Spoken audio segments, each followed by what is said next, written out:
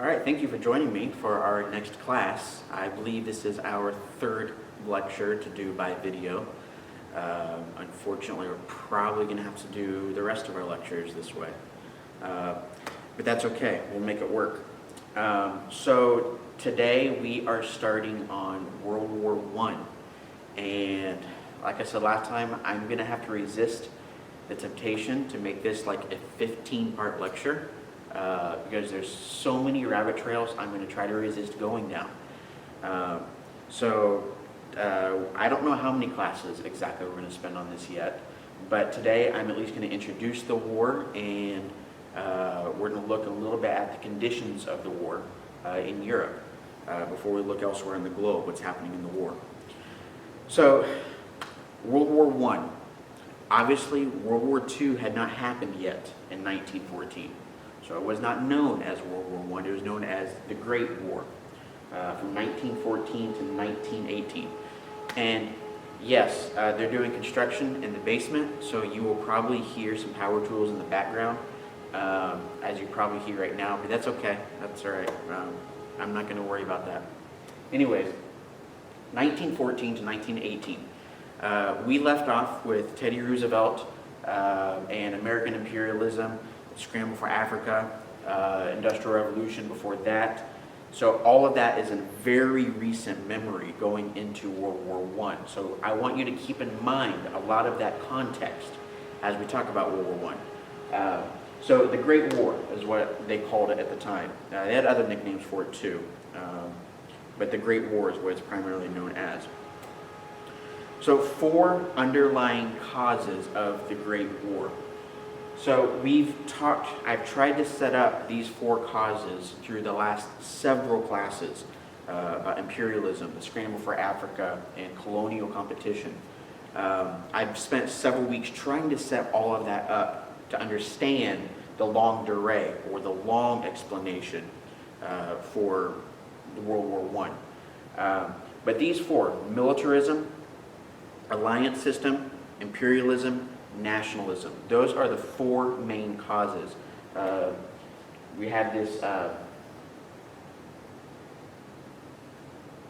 are they called? Acronym. We have this acronym here, MAIN, spelling Maine, to remember the 4 causes of the Great War. So militarism is basically the glorification and the building up of armed forces. So these 4 are very closely connected to each other, because we see the scramble for Africa, we see imperialism abroad, and you see imperial powers, European powers, competing for political space, for the resources, for the labor, and so forth, to exploit these land.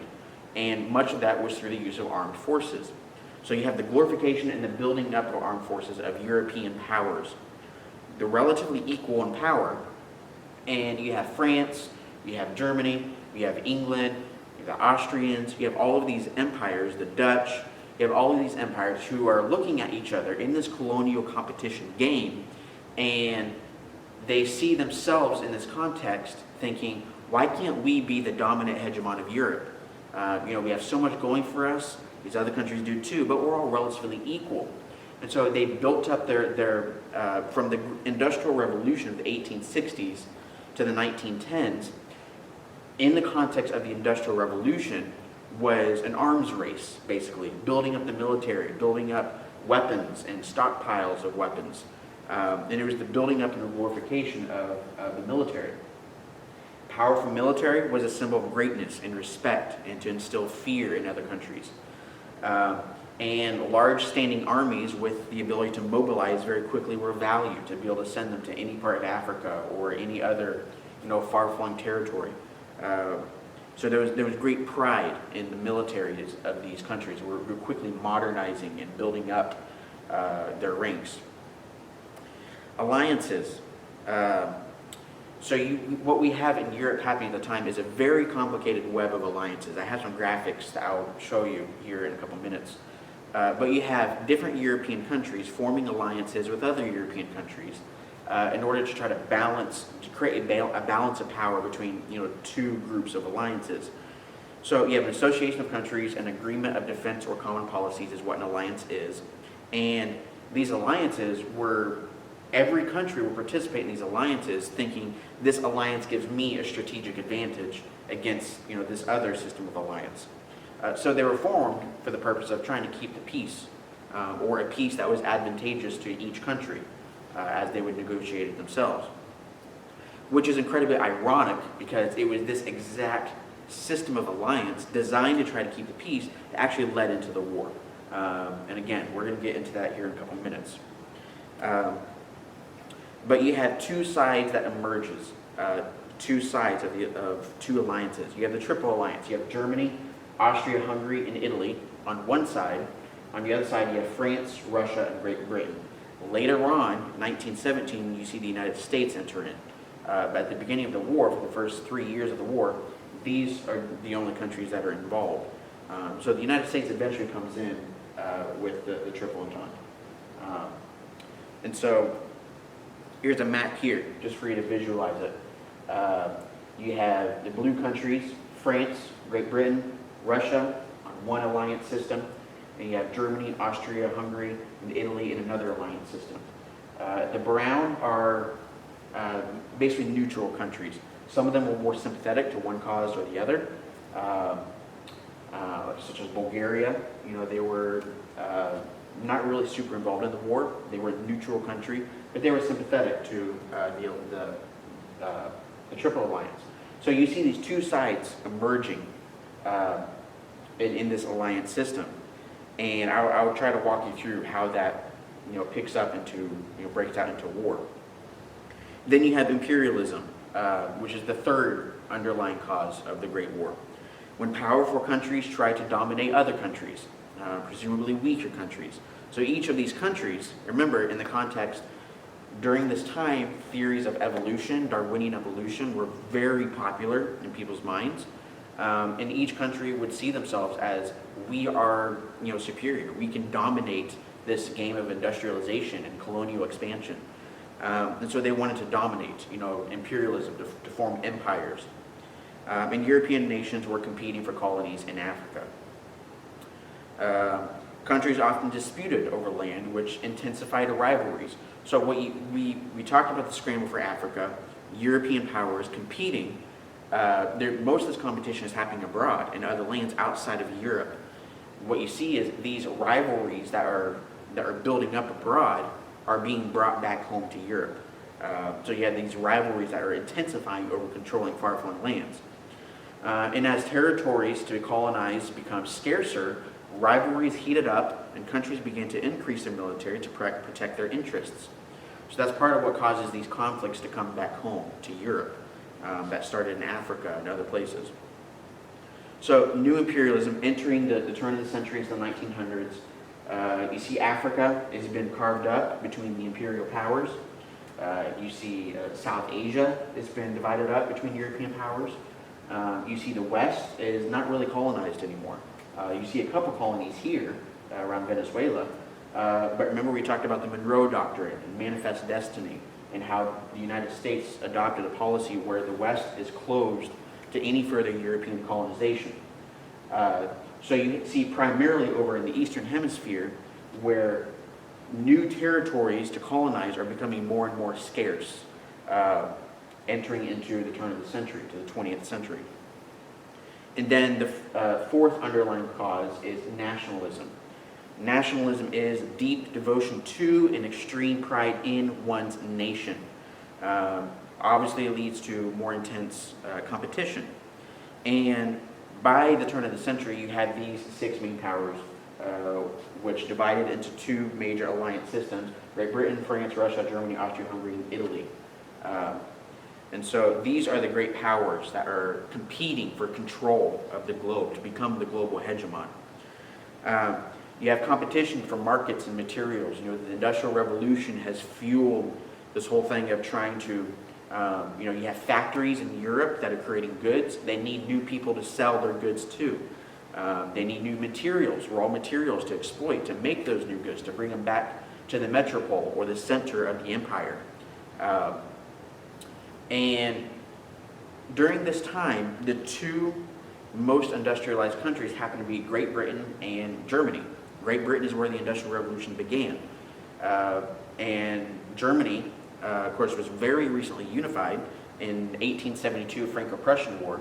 Germany comes onto the scene very, very late into this colonial game. They don't even unify as a country until 1872, where by this point, most of the globe has been colonized. So they're coming very late into this game of colonization. And in 1872, the Franco-Prussian War, France and Germany go to war over this particular region here, Alsace-Lorraine, which is an industrial heartland that is right on the border between France and Germany, competing for control of this very industrious territory here, Alsace-Lorraine. Germany takes that territory in 1872, reunifies Germany into a country. Germany was divided because of the fall of the Holy Roman Empire in 1806 or 1807. The Roman Empire was very splintered, and it took until 1872 to reunify. So remember, Germany is ground zero for the Protestant Reformation.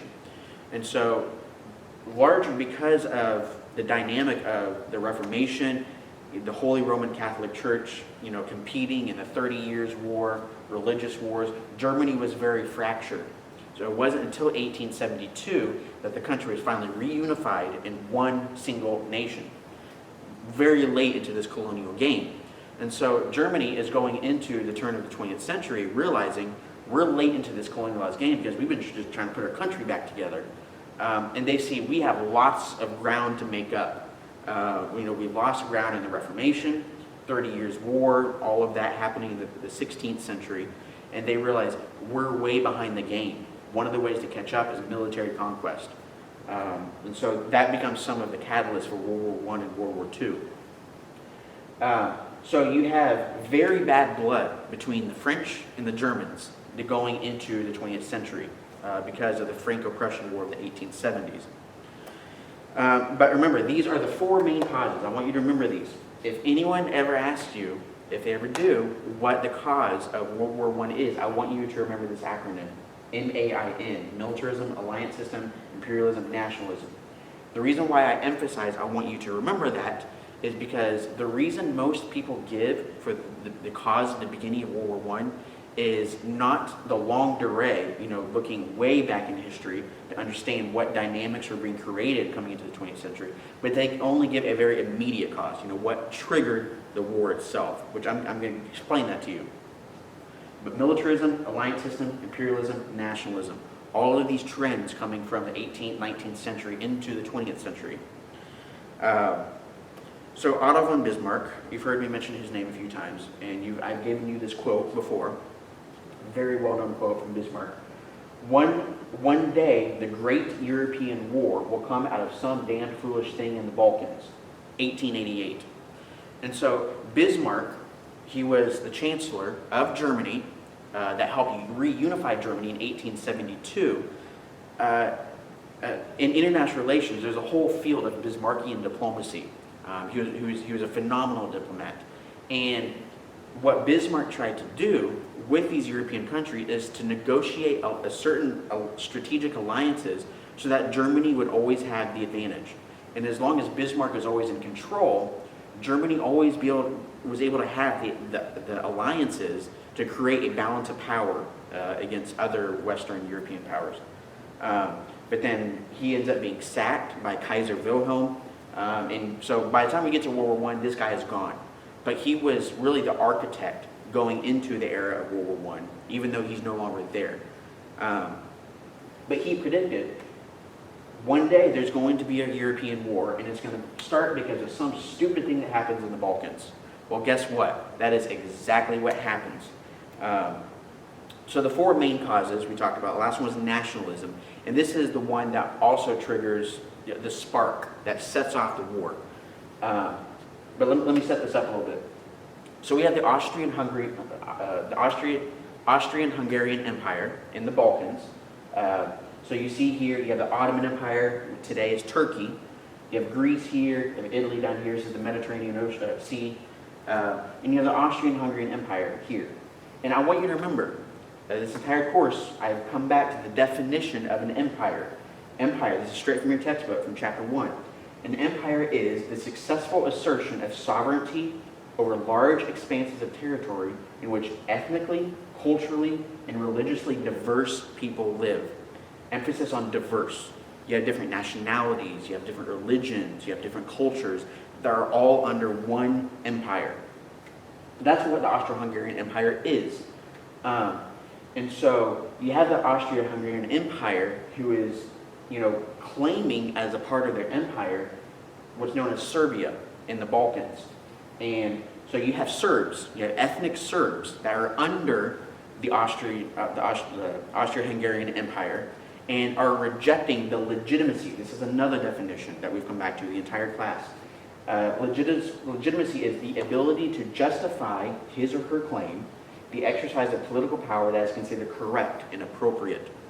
And so what's happening is the Serbs are rejecting the legitimacy of the Austrians, saying, we're Serbs, you're Austrian, we're different from you, we are diverse from you, and we reject the legitimacy of your empire. We want to rule ourselves.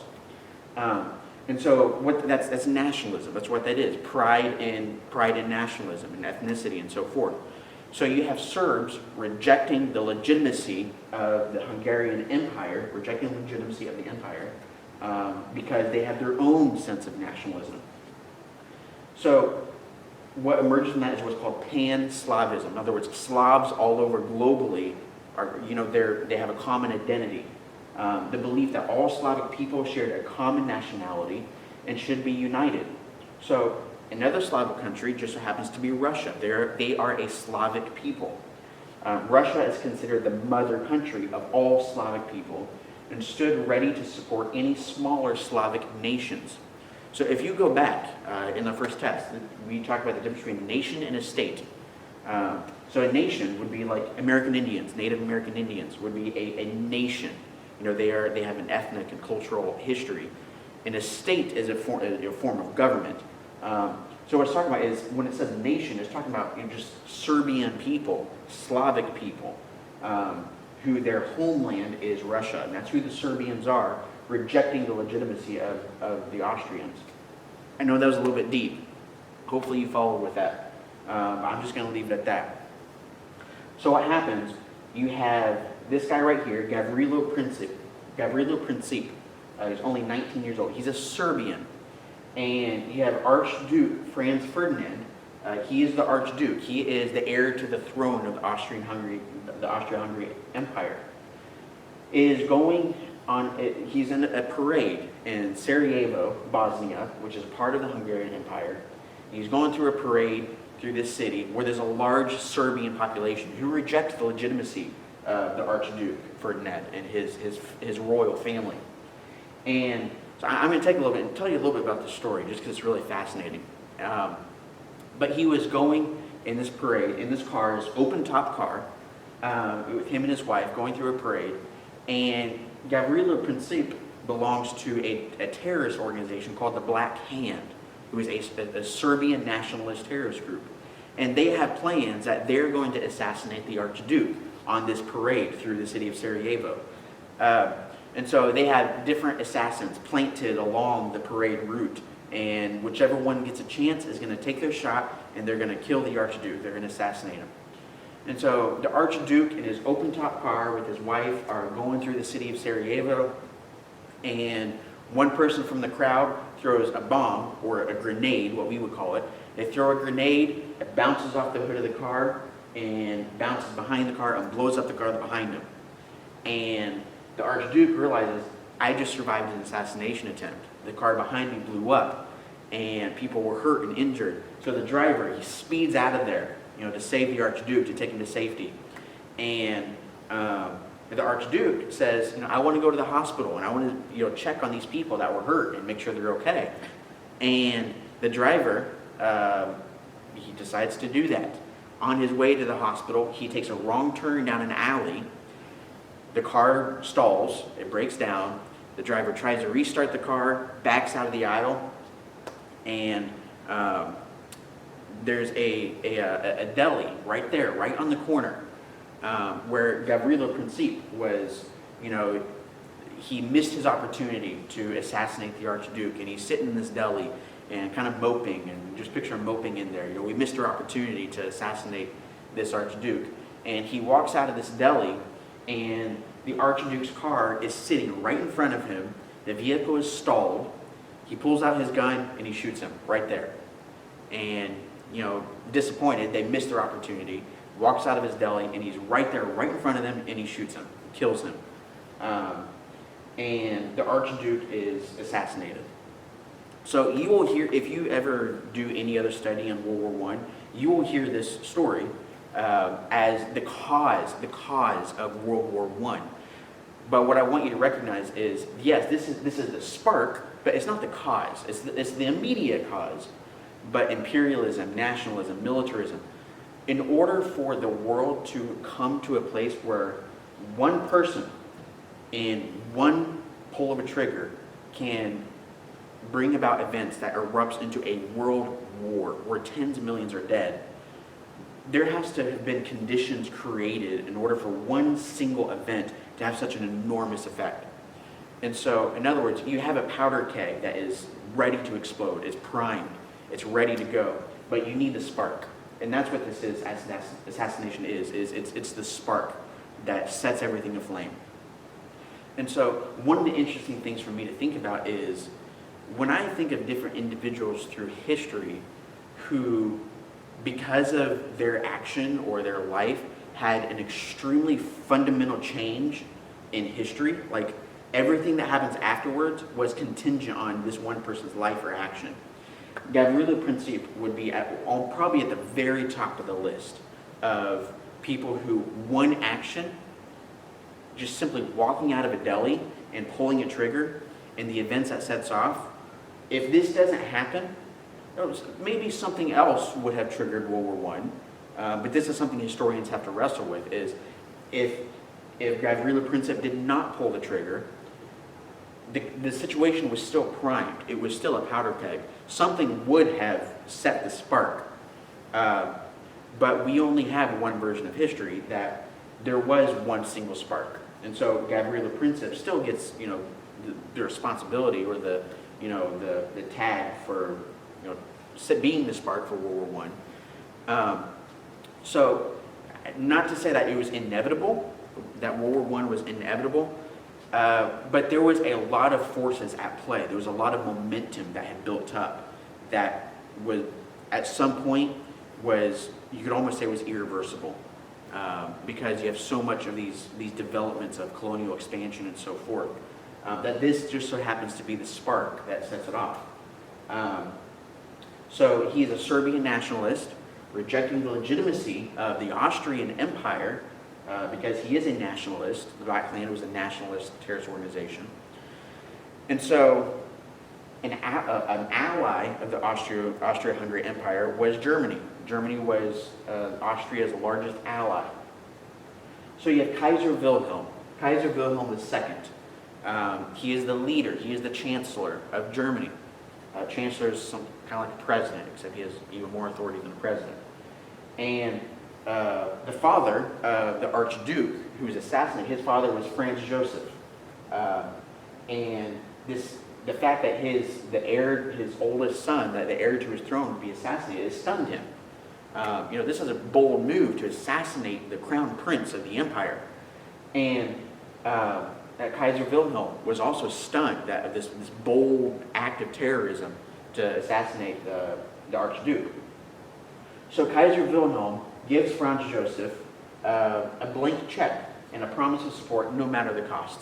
The Kaiser recognized this terrorist organization, the Black Hand, has been a thorn in the side of the Austro-Hungary Empire, and the Kaiser gives Franz Joseph a blank check. Deal with this terrorist organization as you see fit. This is a nuisance. Take care of it once and for all. They've always been a nuisance. We give you a blank check. Do what you need to do to take care of this terrorist organization. Just eradicate them. And so Franz Joseph and the Austrians, they take that assurance from Germany and they run away with it.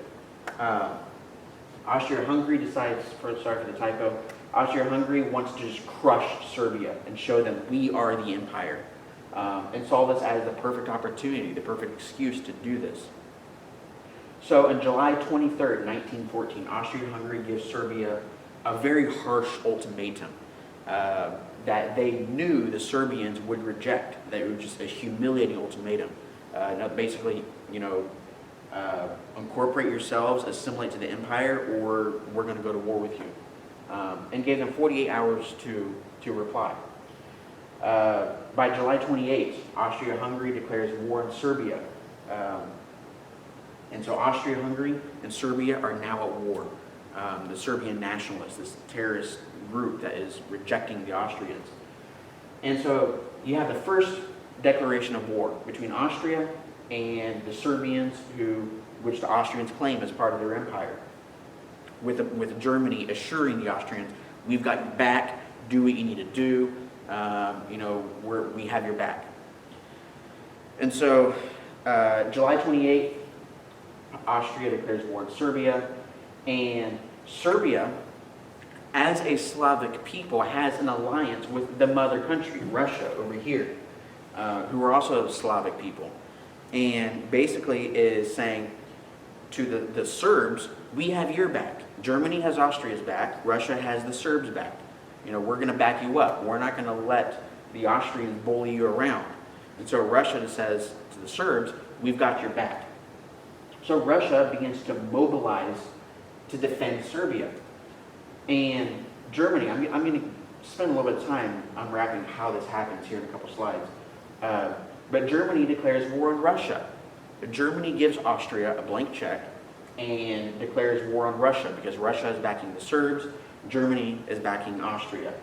And Germany declares war on France, and then they invade Belgium. I'm going to get to that in a minute, but I'm just giving you a little bit of a timeline. And then Great Britain declares war on Germany on August 4th.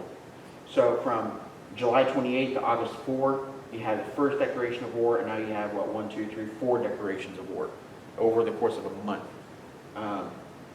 So the way that World War I begins, once the first event happens, everything happens extremely quickly, and nobody realizes what's happening.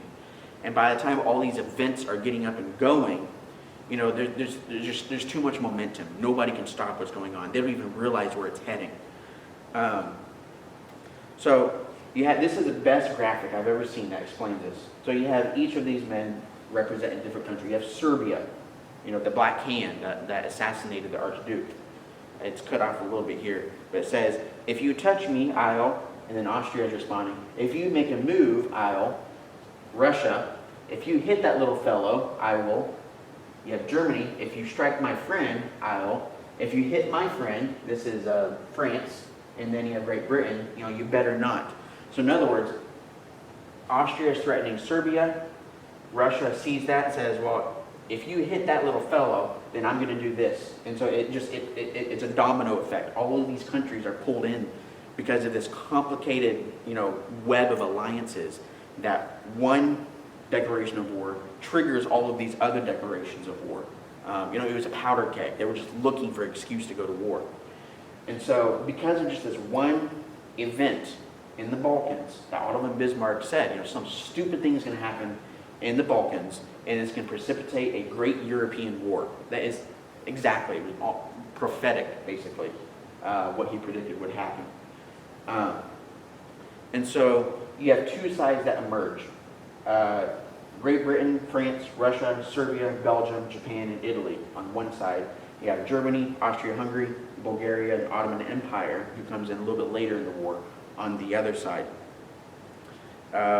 Here's another graphic to explain this web of alliances. In the blue, you have Italy, Germany, Austria-Hungary. Ottoman Empire comes in a little bit later. And then the other side, you have Russia, France, and Britain. And you have Bulgaria and Serbia. They're just kind of caught in the middle in the Balkans. Both of these are in the Balkans. So this is another, the green is an alliance. The orange is a treaty. And then these countries coming to these countries' aids here in the yellow. So, anyways, study that if that's helpful for you. But I want to explain a little bit why it was that one event could trigger one thing after another that would happen very quickly. And I need a map to explain that. My little map here is not big enough. So Bismarck had made the statement that predicting that there would be a great European war. He predicted that there would. And the Germans, looking at a map, they saw where they're positioned on a map. And they see we are at a very disadvantageous position on the map. We have the French to the west, who we're not in good relations with since the Franco-Prussian War 1872. We have the Russians to the east that are a massive empire, and we have countries on both sides of us that are a threat to us. So Germany sees itself as vulnerable. You know, we have countries on both sides, to our east and to our west, that we see as a threat. You know, we're friendly with the Austro-Hungarians, and so if a war ever happened, we don't have a reason to go to war, but if a war ever happened, then, you know, talking in the 1800s, 19th century, if a war ever is going to happen, because we see this vulnerability, this geographic vulnerability, we need to have a plan if a war ever does happen. And so that was what the paranoia in Germany before this assassination ever happened is we need to know what we're going to do if a war ever does happen, because of this competition that's happening in Africa, you know, in Asia, and so I'll get more to that in a minute. But the main idea is that what began as a local dispute between Austria-Hungary and Serbia quickly became a global conflict that had no clear, limited objective. And before you know it, by 1918, you have 8.5 million soldiers dead, over 21 million wounded, and the total cost in excess of $338 billion, destroyed homes, farms, and cities, and an entire generation of young men wiped out by the war. And they didn't even realize what was happening, these events happening so quickly that would snowball into the Great War. So I want to go back to the Schlieffen Plan, which is the plan that Germany came up with if there ever is a general European war. The Schlieffen Plan was a military strategy to avoid a two-front war. It saw Russia as to our east, France as to our west. We need a plan if a war is ever going to happen. And I'm going to walk this through you on a map also in the next slide or two. The plan was, one, cut through Belgium and encircle the French, beat the French, knock them out very quickly. In 6 weeks, we're going to knock out the French and then race back to fight Russia. I'll show you on a map how this works. Why fight France first? Russia was less industrialized and would take longer to mobilize. So I need to show you on a map, and my computer froze. But I need to show you on a map to explain. You have to give me a minute while I figure out what happened to my computer. What's going on here?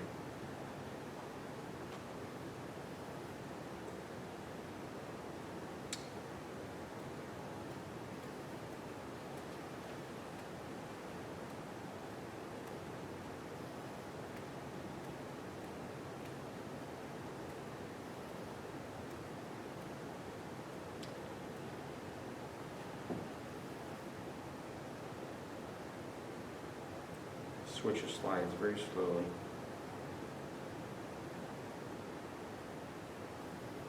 Okay, here we go.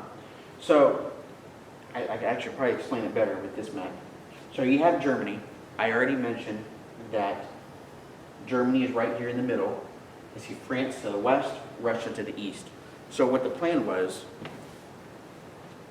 we're going to take the German military, and so France was militarized across this border with Germany because they didn't trust the Germans. They'd already been at war with Germany once in the 1870s. So the plan was, up here you have Belgium right here, which is basically one giant forest in Belgium. And what Germany decided to do is we're going to sweep, almost like a revolving door, and we're going to sweep through France like this, in this kind of a motion, sweep down this way, wipe out France, capture Paris, and then circle around back and to defend against Russia in the east. So that's what this graphic is explaining. That they sweep through Belgium, which is basically just a giant forest, the Ardennes forest. Because this is all militarized down here. France is, they built up guns along here and trenches and so forth. It's militarized. And so Germany's going to sweep through France, capture Paris, and then sweep back around. Back to my other map. Oops. Sweep back around to Russia in the east. And so why attack France first and not Russia? Well, France was a much more modernized military. Russia was seen as this giant machine in the east that was very slow to ramp up and to mobilize, and almost like a train just slowly building up steam is the way they saw Russia, is that it takes a long time to build up, it takes a long time. You have these train tracks going all the way out into Siberia, and they have a huge population. But they have to get everybody on a train, they have to bring them all in to Western Russia, get their army ready, get them in ranks. And it was just seen as big and bulky, slow to mobilize, slow to get up and going, like an engine just slowly building up steam. It takes a long time. But the idea was, once it builds up steam, it is an unstoppable force. They are just an enormous giant that slowly wakes up. So the idea was to wage a very quick war, knock out France in one quick punch, 6 weeks, and then before Russia gets fully mobilized and finally is able to bring troops, that we've knocked out France and now we can swing back around and like a revolving door, and now we're ready for Russia. France is out of the war, so we're going to knock out this front and then we're going to go to the east. So the plan, the Schlieffen plan, was to avoid a two-front war, trying to avoid having to fight war on the east and the west, because they saw themselves as ambushed between France and Russia. So that's what the plan was. And they had this plan for decades. This is, if there ever is a war, this is how we're going to handle it. They had everything planned. They had everything down to the most minute details planned for this war. The key to success was speed. Do everything quickly. And everything was on a certain timetable. Everything was very mechanical. They had, the statistics down just very minutely, down to how many soldiers can you get through in a per hour on a 10-foot wide road. If you can get, 5,000 soldiers down this road in a 10-foot wide road in an hour, then by, X amount of time, we will have so many troops on the front line ready to fight. How many train cars can you send over the rails in an hour? Do we have enough trains to do we have the repairmen to fix the rails, the train rails? And they had everything very minutely planned. Everything was very articulately planned. And the key was speed. Make everything quicker. All of these mechanisms have to come in very quickly before we lose time to knock out France quickly and then be ready for Russia in the east. And so I'm leaving out so much I want to talk about. Let's go back and talk about the declarations of war. I'm kind of jumping around here. That's okay. So I want to make sure I do a good job explaining this. So we talked about, go back to my timeline here. You have declarations of war happening very quickly. And Germany declares war on Russia because Russia says we're coming to the aid of the Serbs. And Germany says, well, we're going to come to the aid of the Austrians. And so Germany and Russia are headed towards a war. But we're defending our little kid in the Balkans, and the Russians are defending their little kid in the Balkans. And Germany says, we've been preparing for this for a long time. And so the next logical step was, if we're headed to a war with Russia, we've planned for this a long time, and in every single scenario, we're at war with France too. And so the next logical step was, if we're declaring war on Russia, we have to declare war on France too, because we can't lose time on this plan. We've had this plan, we're not coming up with a new one, so we're going to declare war on France.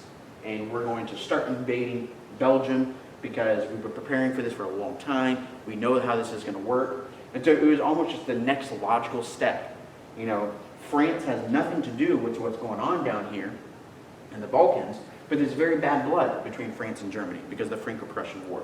So the next logical step was, well, we got to declare war on France next to stick to the Schlieffen Plan. So that's part of what's contributing to these quick declarations of war in a very short amount of time. Go back to where I was again. Jumped around all over the place, but that's okay. So Germany's two-front war, cut through Belgium, encircle France, beat France quickly in 6 weeks, race back, fight the Russians. Russians were seen as less industrialized, take longer to mobilize. That's where attacking France first. Key to success was speed. But what happened is when the Germans encountered the French in Great Britain, they were much stronger than what the Germans anticipated. And this quick knockout that they thought would only take 6 weeks got bogged down very, very quickly. You know, the idea was make all of this happen very quickly, but it came to a grinding halt very quickly. And Russia mobilized much quicker than what Germany expected. So what this leads is to the first major battle of World War I, the Great War, is the Battle of the Marne. This is Belgium. They're sweeping through Belgium. And when they get to the Marne River, they realize the French are a whole lot tougher than what we thought they were. And we're not going to be able to knock them out in 6 weeks. So after breaking through Belgium, which took 2 weeks, the Germans got within 15 miles of Paris. There's stories of how German soldiers are marching through into France, and they could see the Eiffel Tower out on the horizon. And they've been marching forever, for days, and they're excited. There's Paris. We're going to conquer Paris. And then before they even get to Paris, they realize the Russians are at our doorstep in the east. We haven't eliminated France yet, but Russia is already at our doorstep. And so troops were already being taken from this force and say, we need you in the east. This Schlieffen Plan is out the window now. France ends up being much tougher than what we expected. We can't knock them out quickly. And Russia arrived at our doorstep much more quickly than what we anticipated. And so what happens is the British and the French attack in the valley of the Marne River. And you have 600 taxi cabs from Paris used to rush soldiers from the city in Paris to the front line. And what happens is this plan that required speed and everything working just as planned with no room for flexibility whatsoever comes to a grinding halt. This entire plan that they had, the Schlieffen Plan, comes to a grinding halt in the Battle of the Marne. The Schlieffen Plan is just completely out the window. So the war is abruptly halted into a stalemate, and what happens is both sides, the French, the British, the Germans, they go to the ground and they dig trenches. And they build 500 miles of trenches from the North Sea to Switzerland. You can't really see on here, but hopefully you can see it, it's in the frame. From the North Sea up here, all the way down to Switzerland down here. So this whole span of France right here, they build trenches across the whole border of Germany and France. And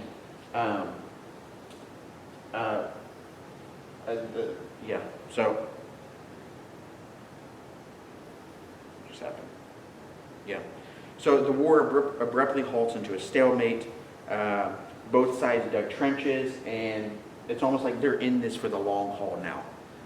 This is not going to be a quick defeat like we anticipated. We're going to build trenches. We're going to fortify. We're digging in. We're in this war for the long haul now. You have 500 miles of trenches that go. And so this famous quote, the men slept in mud, washed in mud, ate mud, and dreamed of mud. And so I want to get a little bit into what the conditions are on the ground. So most of my all of my PowerPoint is pictures. Primary sources, events, documents that were created at the time of the event, is what a primary source is.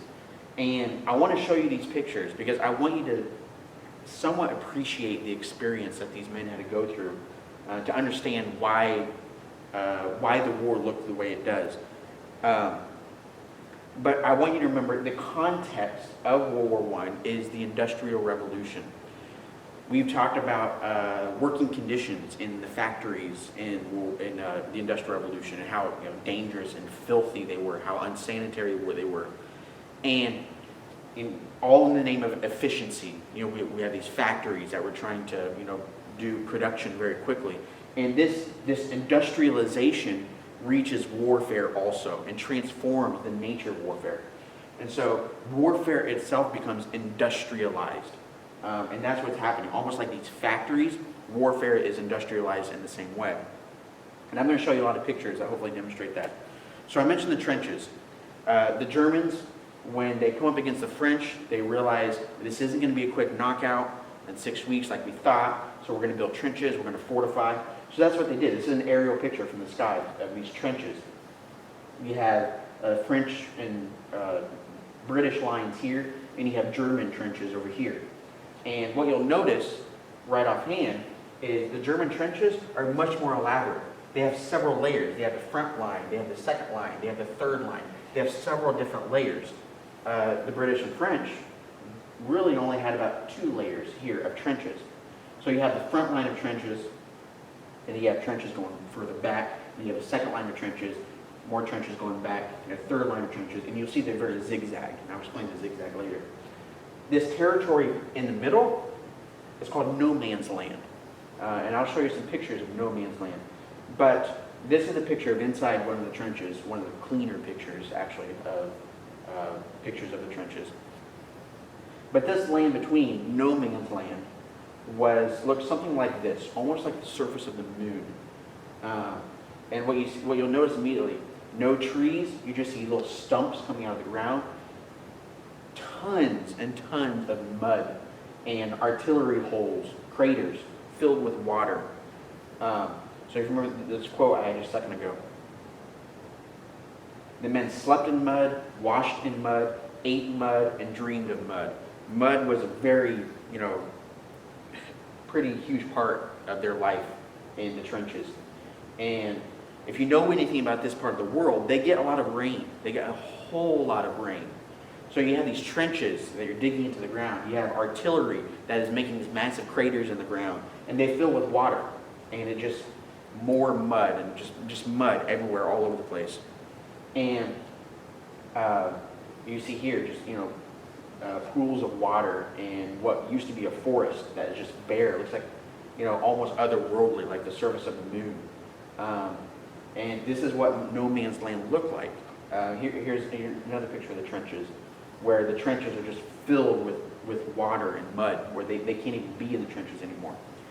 And the major technological, the primary weapon of the war was artillery. Artillery was the primary weapon of the war. And what these cannons would do is they would turn this no man's land into just a cratered surface that looked like the surface of the moon. And that's the idea of building a trench, is you build a trench, you're not above ground anymore, where you have shrapnel and trees and all sorts of stuff, just a whirlwind of steel. But going into the war, they had built, remember, militarization was one of the major underlying causes of World War I. And they had built up these massive stockpiles of artillery shells.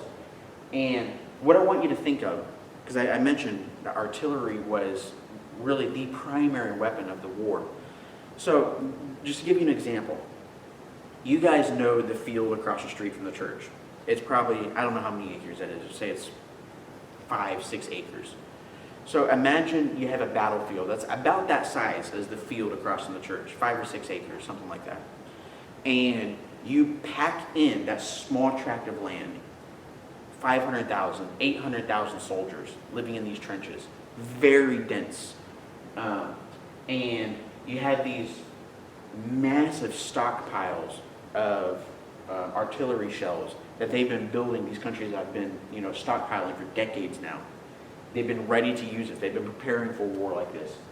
And basically, you have examples like Verdun and the Somme and the Marne, different battles, Passchendaele, all of these battles where you have tons millions, hundreds of thousands, if not millions of soldiers packed into very small tracts of land. And you have 80,000 shells, 100,000 shells, 150,000 shells that are raining down over the course of 24 hours in this very small tract of land. And there's even reports that there's so much artillery shells coming down that you would have a tree, a shell would hit at the base of a tree, a massive tree, would blow that tree straight up in the air, and before that tree even comes down to the ground, 3 other shells have hit that same tree, blowing it even up higher in the air. You have this massive tree that goes up into the air because of artillery, and there is nothing left to come down. It's been just vaporized in the air by just being, pelted through with artillery. And one of the terms that they used was drum fire. One other characteristic thing of the war was the battlefield was just a roar.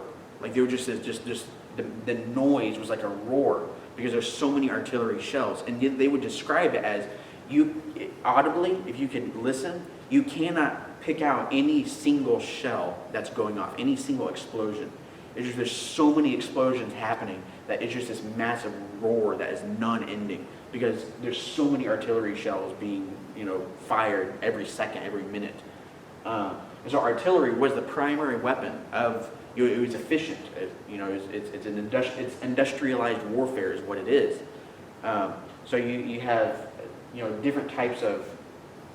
They would become very strategic with their artillery. But that was a very characteristic part of the war, was just the massive amounts of artillery shells that are set off, per minute, per hour. Ungodly numbers of shells being set off in a very small tract of land.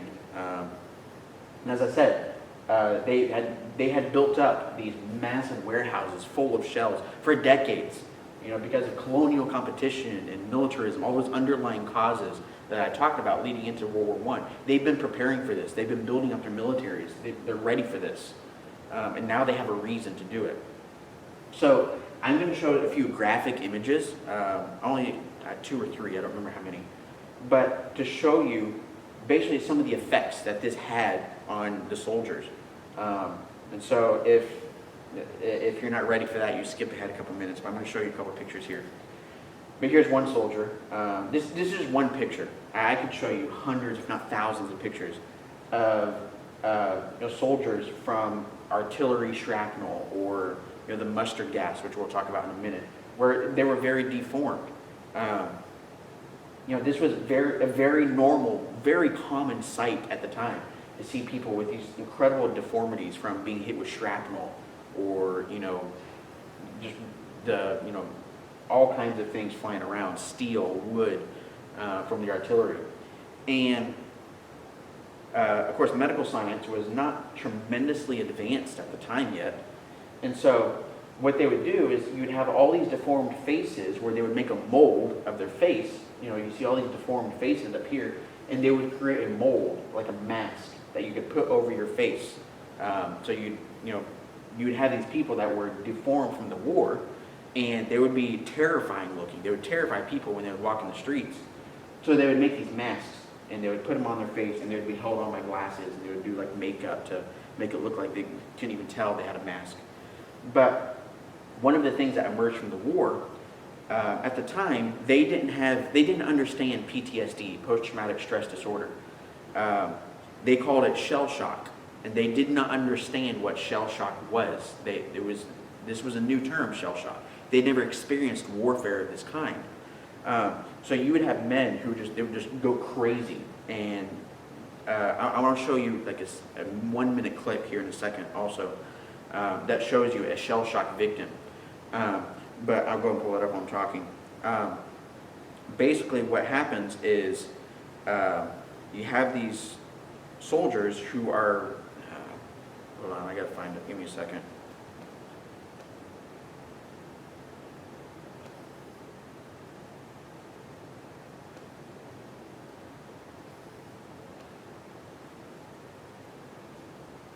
All right, so I have this 1-minute clip showed up showing you an example of a shell shock victim. And It's not the easiest thing to watch, but this was a very common sight. I'm just going to play it for you.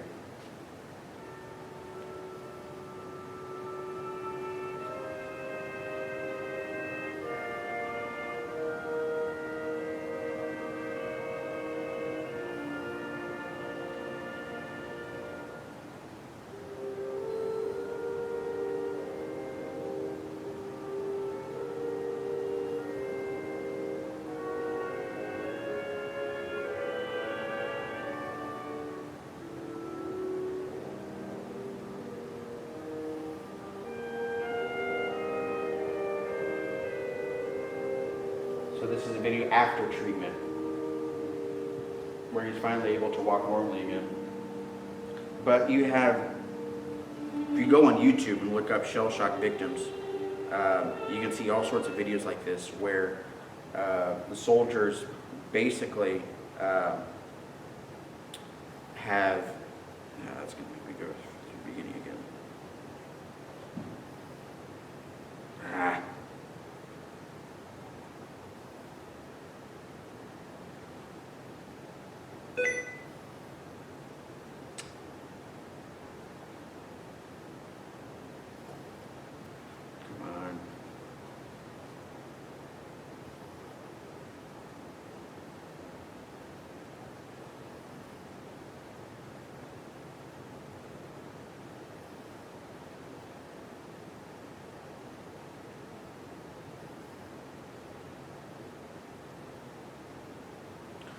So you have, I showed you a 1-minute clip there of just one example of a shell shock victim.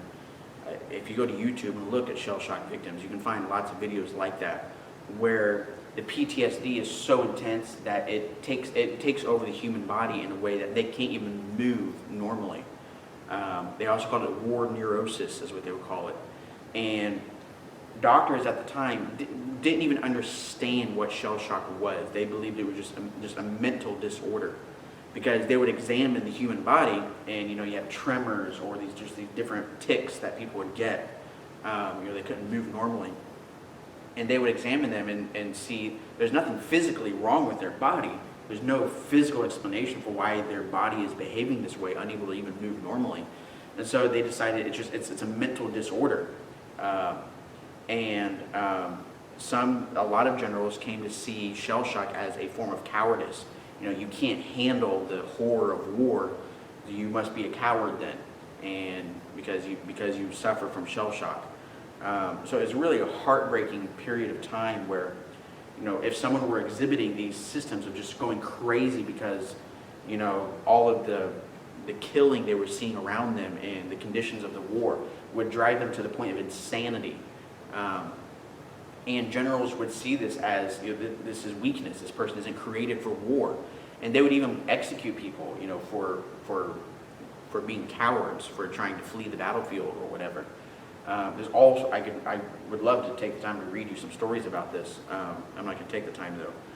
But what I want you to understand is the conditions on the battlefield were so incredibly horrific that these men did not come back from the war the same. They didn't understand what was happening to the brain. And so the medical science was very primitive at the time.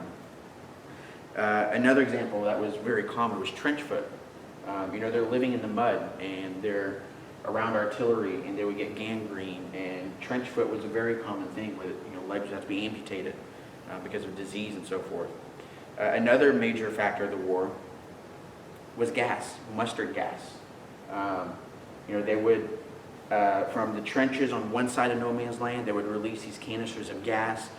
If the wind was going in the right direction, the wind would carry the gas across no man's land into the enemy's trenches on the other sides of no man's land. And a lot of times this gas would just move very slowly across no man's land. You could see it coming from you. It would be 100 feet away, and it would take 30 minutes to get to you. It would move so slow you could just walk in front of it. But it would push you back, and it would push you back from the front lines. And so, the gas masks became a very common sight in the war. They would release this mustard gas, And you knew that any minute the enemy was going to emerge through that mustard gas wearing their masks, ready for combat, to fight in the trenches. And people would go blind from the gas if they didn't have a gas mask. So these would be considered casualties of war. They're out of the war. They're no longer on the front lines because the gas has, it's made them blind. And they had to learn to fight with masks. And so you see a couple guys on the machine gun here wearing masks. And, even if the gas itself did not kill the enemy, it would force them to put their masks on, and it's bulky, no field of vision. And so, both sides had to become more and more creative for how they're going to get an edge on the enemy, come up with some sort of new invention. I'll talk about inventions here in a minute. They would even have masks for the horses, so the horses wouldn't go blind and would be able to breathe and so forth. But what you're seeing in this war, this is a truly modern war. These militaries are modernizing. This is total war. An entire society is mobilized for the war effort. You have new weapons that are being invented. But you're almost at this weird twilight time where medieval warfare is, we're still using swords, we're still using spears, we're still riding on horses, but we also have machine guns, we have gas masks, and eventually we're going to see tanks and planes. But you're at this really weird, awkward place in history where you're still using a lot of the military tactics of Middle-Age warfare, but with modern weapons. And so this picture is a very symbolic picture of the time of where, he's in a modern time, in a modern war, using Middle-Age tactics and understanding of warfare. It's almost the word that comes to mind for me is steampunk. It's a very steampunk time. But you look at French soldiers, and their uniforms look almost exactly like you would see in the Napoleonic Wars at the beginning of the 1800s, where they're fighting with swords and muskets. Their uniforms have not changed. Their military strategy has not changed. Their mentality of warfare has not changed. But you take these men with very primitive ideas of what warfare is like, and then you give them weapons with absolutely incredible destructive power. They do not appreciate the sheer killing power of the weapons they now have. And you have this war with tons of unnecessary death and suffering. The war was horrendous, just to put it bluntly. It was horrendous. And in the context of the Industrial Revolution, you have new inventions, creative inventions. No idea for an invention was too stupid to try out. And so they would come up with this new invention. So I'm going to show you some pictures of some. No idea was too stupid to try. So airplanes were becoming, for the first time, they weren't used to drop bombs or anything, but they were just used for recon, to take pictures of the enemy from the sky. And when they first started using planes, they would just take up their pistols and they would shoot at other planes that they would fly past, until someone got the genius idea that, hey, we can actually mount a gun on the plane itself, and then planes can fight each other. But before that point, planes were basically strictly just to take pictures of the enemy below and to find out, what does their trench network look like, or so forth. So you have this invention here. Basically, it's a very steampunk version of a microphone, where they had these horns that are trying to hear planes coming out from the distance and going into their ears. And so the idea behind this invention was to try to hear further, to give you super hearing, to hear these planes coming, an early warning system, basically. Another invention towards the beginning of war. This is basically like a crossbow for grenades. They would put this crossbow in here and they would just launch it like a slingshot. But they would come up with more creative, 2-inch artillery shells they could shoot directly from the trenches. Another invention that was very new, coming out of the industrialization of war, was metal helmets. This one stuck. This one was a good idea. But coming out of the industrialization of warfare was the idea for metal helmets, to protect your head. But along with that was the idea of, chainmail. You have chainmail that droops down in front of your face to protect your face the chainmail didn't really stick. That was not so popular of an idea, how you could ever see through those tiny little slits there. You'd have pigeons with cameras on them to try to take pictures of the enemy before. You have all these new inventions coming out, like planes. They didn't know how to use planes yet. Before that, they would try to put cameras on birds, and they would come back and see what pictures the birds were taking. Another one of my favorites, fake trees. They would build these fake trees, and they would plant them out in the middle of no man's land during the night, and they would put someone up in this tree, and they would have binoculars to try to get a better vantage point of the enemy, or they would put a sniper up there. They had fake trees. No idea was too stupid to try, but some of these ideas ended up being good ideas and giving them a major advantage. One of the main ones was the first tank. The word tank coming from it looks like a water tank. And so actually the word tank initially was just a code word because the vehicle looks like a tank. So the idea behind the tank was, how do you cross no man's land safely? No man's land was suicide to cross no man's land because all the artillery that was coming down. And so the tank was one of those inventions that you're inside this metal tank that can drive across no man's land safely. Another was the periscope gun. You have this is just, he's testing the weapon here. But the idea is you have your rifle up here, you have a soldier that's down in the trench, and to stick your head above the trench, you're probably going to get killed from enemy sniper fire or artillery. So, you had two mirrors, one to see down the sight and one down here to look at. And you would, like a periscope, you have a string tied to the trigger, and you would, look through your mirrors, line up your gun, and you pull the string, and it shoots over the top of the parapet of the trench. Another popular invention that actually stuck and is still around is barbed wire. Barbed wire was a brand new invention in World War I to restrict movement out in no man's land. So those are just some of the inventions. I don't know how many classes I'm going to spend on World War I, but this is basically just introducing the war to understand how the war got going, and give you a little bit of pictures, primary sources to see what life was like in this war. But what I would recommend the most, I very highly recommend, is a documentary called They Shall Not Grow Old. It was released a couple years ago, and what it is I've showed you pictures, but in this documentary it's entirely original footage, and from World War I, because video cameras were very new at this time also. We have video recordings, and what some historical society has done is they've taken a lot of this original footage from World War I and they recolorized it. And so it's an in-color documentary of World War I, showing you, giving you, a perspective, a window into the war.